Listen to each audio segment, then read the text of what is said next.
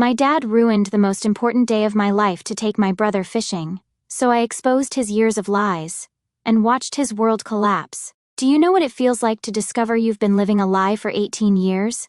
I just found out, and it all started with a canceled birthday cake. My name is Eliza Morgan, and until 3 weeks ago, I thought I understood my place in this world. I was the youngest of 3 kids, the quiet one who loved books more than people, the daughter who never caused trouble. My father, Richard Morgan, was a successful financial manager who worked long hours to provide for our family. My brother Jake was 20, charismatic, and seemingly destined for greatness. And me? I was just there. But on March 15th, the day I turned 18, everything I thought I knew about my family crumbled like a house of cards in a hurricane. I had been planning my 18th birthday party for months. This wasn't just any birthday. It was the milestone, the moment I'd officially become an adult. I'd sent invitations to my classmates, ordered a beautiful 3-tier chocolate cake from the local bakery, and even convinced my dad to let me use the backyard for a small gathering. For once in my life, I felt like I mattered, like this day would be about me. The morning of my birthday started perfectly. I woke up to the smell of pancakes, my favorite, and found my dad in the kitchen, actually smiling at me over his coffee cup. "Happy birthday, sweetheart," he said, and for a moment, I felt like his precious daughter instead of the afterthought I usually was.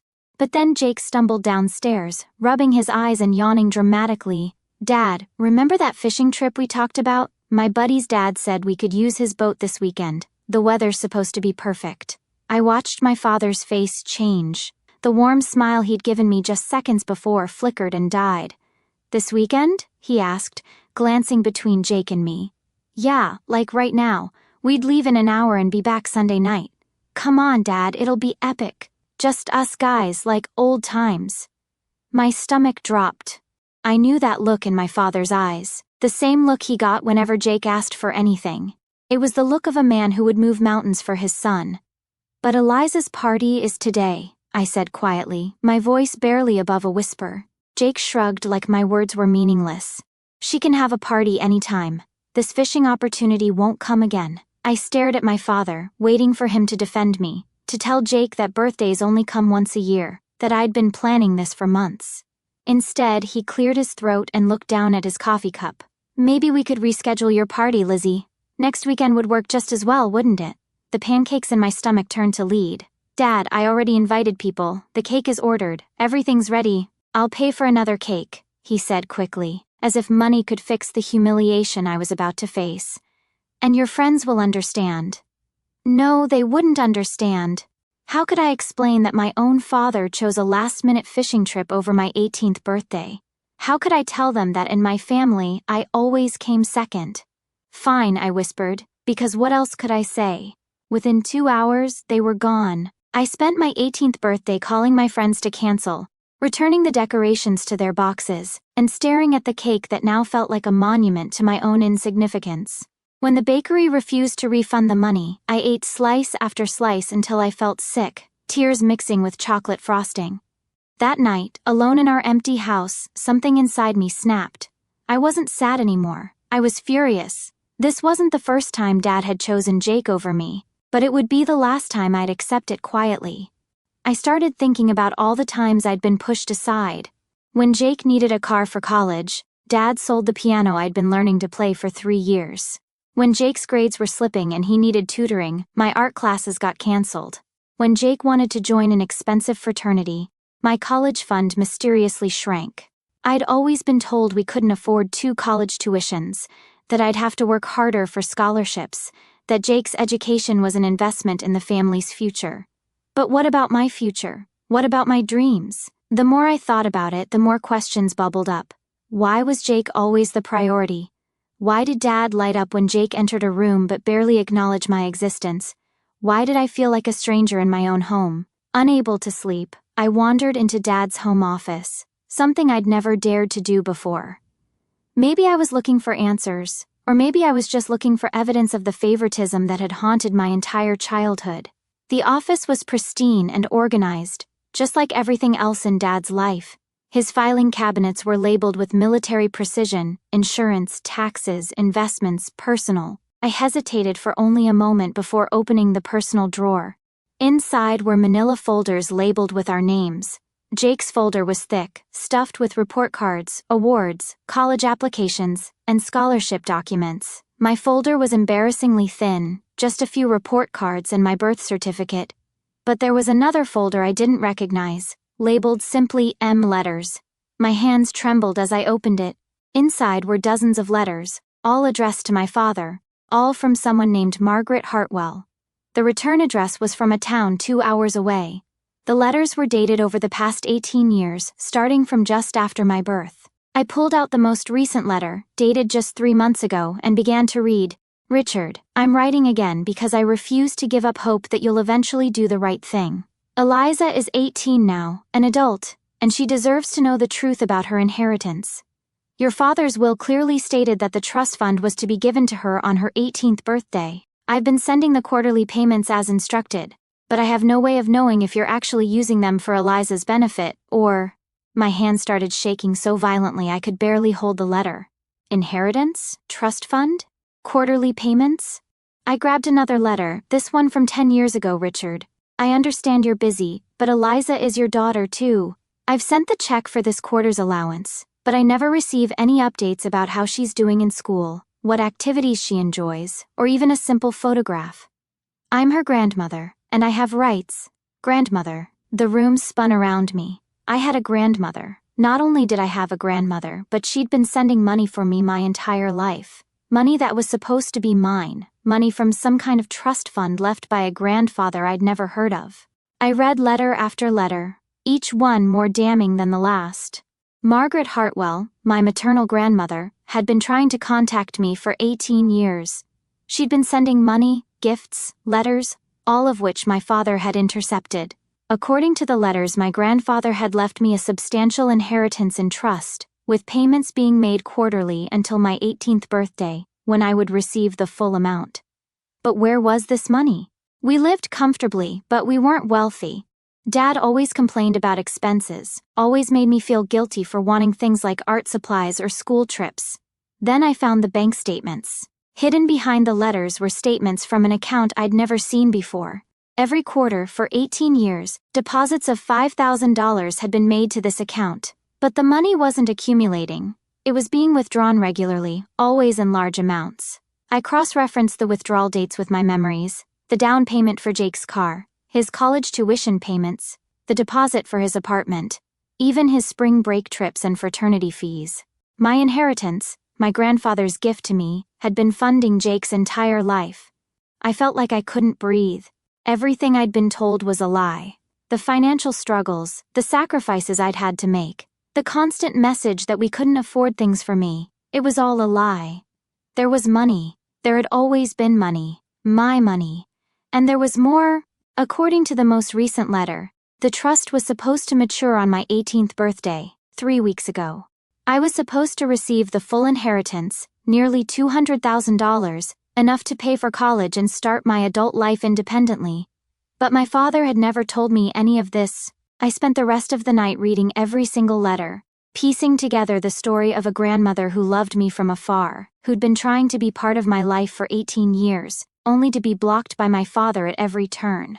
Margaret wrote about wanting to take me to museums, to teach me about my mother's family history, to give me the love and attention I deserved. My mother had died when I was 2, and I'd grown up believing I had no family besides Dad and Jake. But according to these letters, my mother had been Margaret's only child, and I was the precious granddaughter she'd never been allowed to know. By dawn, I had made a decision. If my father could lie to me for 18 years, I could certainly keep a secret for a few days. I found Margaret's phone number in the most recent letter and called her from my cell phone while Dad and Jake were still on their fishing trip. The phone rang twice before a warm, slightly shaky voice answered. Hello? Is this Margaret Hartwell? I asked, my voice barely steady. Yes, this is Margaret. May I ask who's calling? I took a deep breath. My name is Eliza Morgan. I think you're my grandmother. The silence on the other end of the line stretched so long I thought she might have hung up. Then I heard a sharp intake of breath and what sounded like a sob. Eliza? Oh my God, Eliza, is it really you? I can't believe, after all these years. How did you Does your father know you're calling me? No, I said, and there's a lot we need to talk about. I told her everything, about the canceled birthday party, about finding the letters, about discovering that my inheritance had been stolen to fund Jake's life. Margaret listened, occasionally gasping or making soft sounds of distress. When I finished, she was quiet for a long moment. Then she said, "Sweetheart, I've been trying to reach you for so long. I've hired lawyers, I've written letters, I've even shown up at your house, but your father always managed to keep me away. He told me you didn't want to see me, that you were happy with your life and didn't need complications." "That's not true," I said fiercely. "I never even knew you existed. I know that now. Oh honey, I'm so sorry. I should have fought harder. I should have found a way." "It's not your fault," I told her. "But I need to know. Is it true about the inheritance?" "Every word. Your grandfather adored your mother, and when she died, he wanted to make sure you were taken care of. The trust was designed to support you through childhood and give you a nest egg for college and your adult life. I've been the trustee, sending the money to your father with explicit instructions that it was for your benefit only. He used it all for Jake. I was afraid of that. The lawyers warned me it was a possibility, but your father convinced the court that he was acting in your best interests. I've been documenting everything just in case." "What do you mean?" "I mean I've kept copies of every check, every letter, every communication. If your father has been misusing your inheritance, there will be consequences." A plan began forming in my mind. "Margaret, Grandma, can you come here? I want to meet you, and I think it's time my father learned that I know the truth." "Are you sure, sweetheart? This could get very ugly very quickly." "I'm sure. They'll be back from their fishing trip Sunday evening." "Can you be here then?" "I'll be there. And Eliza, I'm so glad you called. I've missed 18 years of your life, but I hope we can make up for some of that lost time." After I hung up, I felt something I hadn't felt in years: hope. For the first time in my life, I had someone in my corner, someone who cared about me for me, not as an afterthought or a burden. I spent the weekend preparing. I made copies of all the letters and bank statements, organized them chronologically, and created a timeline of how my inheritance had been used. I also spent hours on the phone with Margaret, learning about my mother, about our family history, about all the birthdays and holidays she'd wanted to share with me. By Sunday evening, I was ready. Dad and Jake returned home around 6, sunburned and laughing about their fishing adventures. They came through the front door like conquering heroes, Jake carrying a cooler full of fish and Dad grinning wider than I'd seen in years. "Lizzie," Dad called out cheerfully, "we brought dinner. Hope you're hungry for fresh bass." I was sitting in the living room calm and composed, with a manila folder in my lap. "Actually, Dad, I think we need to talk first." Something in my tone must have alerted him because his smile faltered. "Is everything okay? Why don't you sit down? Both of you." Jake flopped onto the couch, still basking in the afterglow of his weekend adventure. "Man, Dad, we should do that more often. Thanks again for ditching Lizzie's party. This was way better than watching a bunch of teenagers eat cake." I looked at my brother, really looked at him, and for the first time saw him clearly. He wasn't evil, just thoughtlessly selfish, accustomed to being the center of everyone's universe. But that was about to change. "Jake, do you know where the money for your college tuition came from?" I asked quietly. He shrugged. "Dad's been saving up, I guess." "Why? What about your car, your apartment deposit, your spring break trips?" "Lizzie, what's this about?" Dad interrupted, and I could hear the warning in his voice. I opened the folder and pulled out the most recent letter from Margaret. "This is about the fact that I have a grandmother who's been trying to contact me for 18 years. This is about the trust fund that Grandpa left me, the one you've been stealing from to fund Jake's entire life." The color drained from Dad's face. Jake looked confused, glancing between us like we were speaking a foreign language. "You went through my private papers," Dad said, his voice low and dangerous. "You stole my inheritance," I replied evenly. "I'd say we're even." "I don't understand," Jake said. "What inheritance? What grandmother?" I looked at my brother, this person I'd grown up with but never really knew. "The grandmother Dad has been hiding from me. The money that was supposed to pay for my college, my future, my life. The money he's been using to give you everything you've ever wanted while telling me we couldn't afford anything for me." "That's not... Dad, is this true?" For a moment, I thought Dad might try to deny it.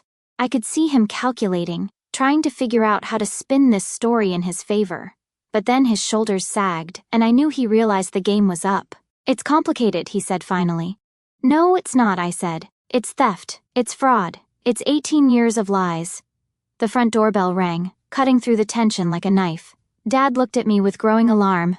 "Who is that?" I stood up, smoothing down my dress. That would be Grandma Margaret. I invited her over so we could all meet properly. "Eliza, you don't understand what you're doing." "I understand perfectly." I walked to the front door, my heart pounding but my resolve steady. "I understand that I've been living with strangers who've been using my money to build a life that excludes me. I understand that I have family who actually wants me.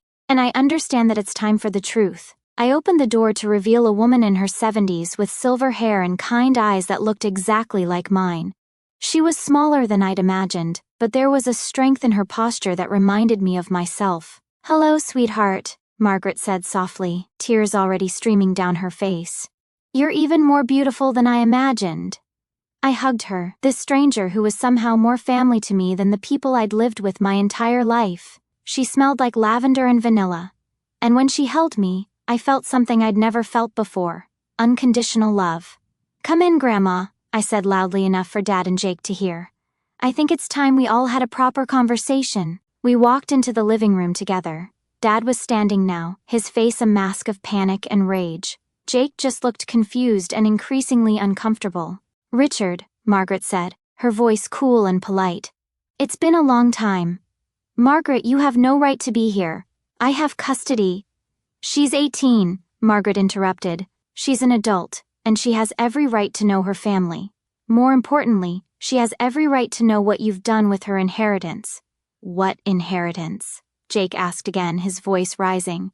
"Someone please explain what's going on." Margaret sat down in Dad's favorite chair with the regal bearing of a queen claiming her throne.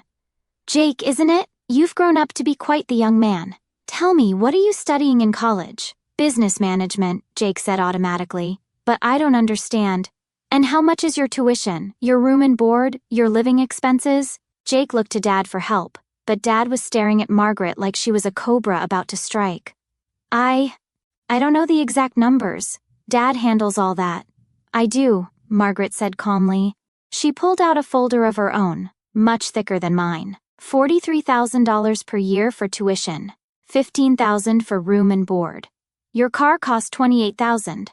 Your apartment deposit was $3,000. Your spring break trip to Cancun last year was $4,000. Your fraternity fees, your spending money, your credit card bills that your father pays every month." "Okay, so Jake was getting defensive now. Dad can afford it." "No, Jake, he can't. Your father is a middle management financial advisor with a decent but unremarkable salary.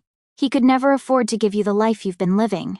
Margaret opened her folder and began laying out documents on the coffee table. Bank statements, canceled checks, receipts, and legal papers. "These are the records of the trust fund established by Eliza's grandfather for her benefit.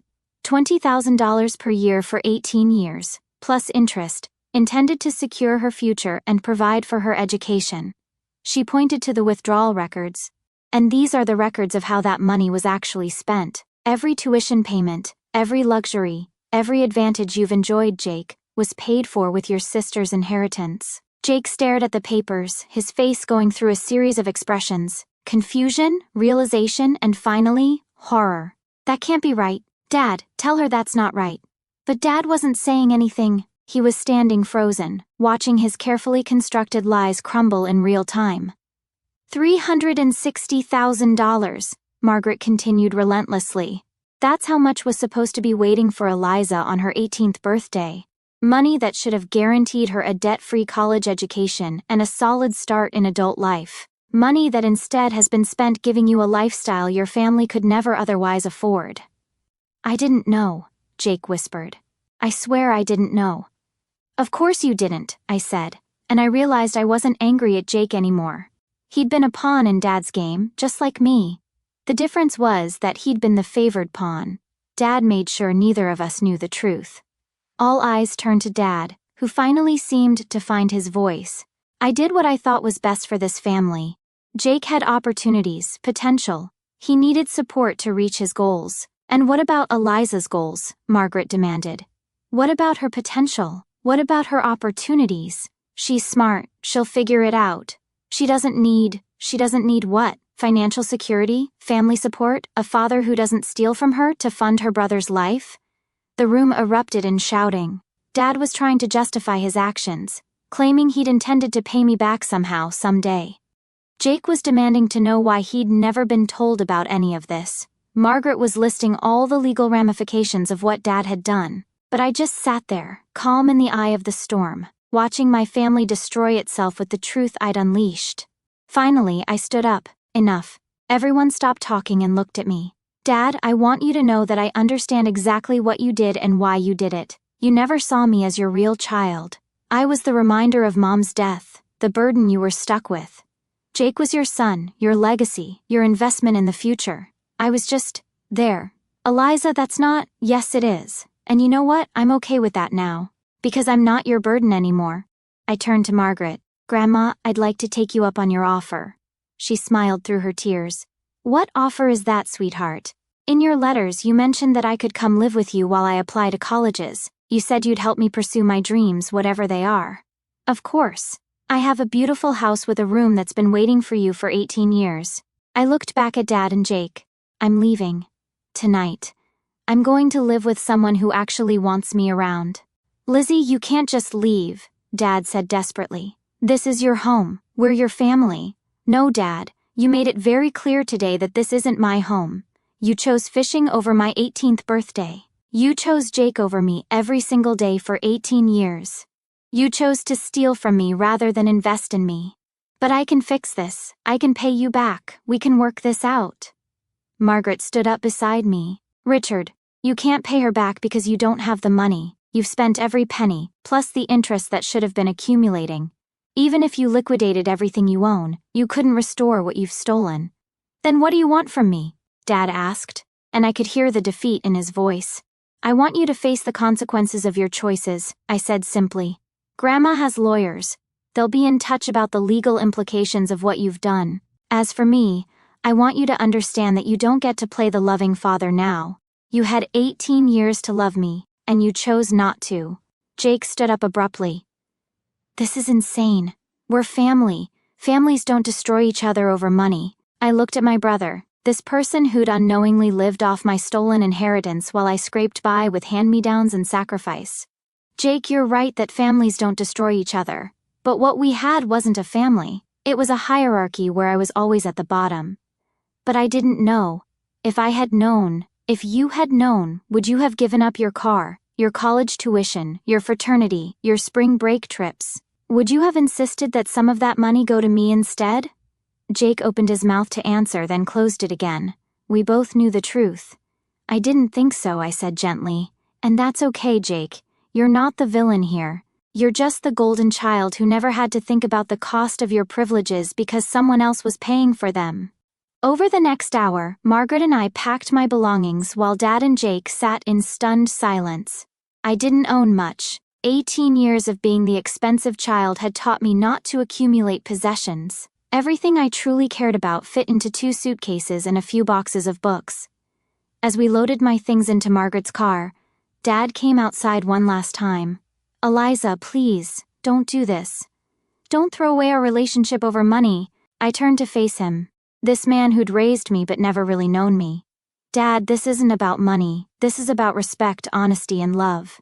You stole my money, yes, but more than that, you stole 18 years of knowing my grandmother. You stole my sense of security and self-worth. You stole my childhood by making me feel like a burden. I never meant for you to feel that way. But you did mean for Jake to feel special. You did mean for him to have every advantage. You just didn't care what that cost me. I got into the passenger seat of Margaret's car and rolled down the window. Maybe someday we can have a relationship based on honesty instead of lies. But that can only happen if you're willing to acknowledge what you've done and why it was wrong. As we drove away, I saw Dad standing in the driveway, looking smaller and older than I'd ever seen him. Jake was beside him, probably for the first time in his life having to face the possibility that his comfortable world might not be sustainable without my stolen inheritance. I felt sad for them, but I also felt something else, freedom. During the 2-hour drive to Margaret's house, she told me about my mother. How she'd been artistic and passionate. How she'd lit up every room she entered. How she'd been so excited to be a mother. She told me about the grandfather I'd never met, who'd been a successful businessman, but had never forgotten his humble beginnings. She told me about the college fund he'd established because he believed education was the one thing no one could ever take away from you. He would be so proud of you, Margaret said as we pulled into the driveway of a beautiful Victorian house with a wraparound porch and a garden full of flowers. Standing up for yourself, demanding the truth, refusing to accept less than you deserve. That takes real courage. The house was everything Dad's sterile, modern home wasn't. It was warm and lived in, filled with books and art and photographs of people who looked happy to be together. Margaret showed me to my room, a sunny space with built-in bookshelves and a window seat overlooking the garden. "This was your mother's room," she said softly. "I've been keeping it ready for you." That night, for the first time in 18 years, I fell asleep feeling truly safe and wanted. The legal proceedings took 6 months. Margaret's lawyers were thorough and relentless. They documented every misused penny, every forged signature, every violation of the trust's terms. Dad had to sell the house, his car, and most of his possessions to begin paying back what he'd stolen. It wasn't enough to cover the full amount plus interest, but it was a start. Jake had to drop out of his expensive college and transfer to a state school. He got a job to help pay for his education and discovered, somewhat to his surprise, that he was actually capable of working for what he wanted. We started talking again after a few months, cautiously rebuilding a relationship based on honesty instead of shared denial. Dad never really accepted responsibility for what he'd done. He continued to insist that he'd been trying to do what was best for the family, that he'd planned to pay me back somehow, that he'd never meant to hurt me. But actions speak louder than intentions, and his actions had spoken clearly for 18 years. As for me, I used my restored inheritance exactly as my grandfather had intended. I enrolled in college to study English literature, something I'd always loved but never thought I could afford to pursue. I bought a reliable car and started building the independent adult life that should have begun on my 18th birthday.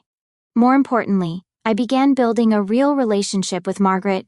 She taught me to cook my mother's favorite recipes, showed me photo albums filled with family history I'd never known existed, and gave me the unconditional love and support I'd been craving my entire life. On my 19th birthday, we threw a party.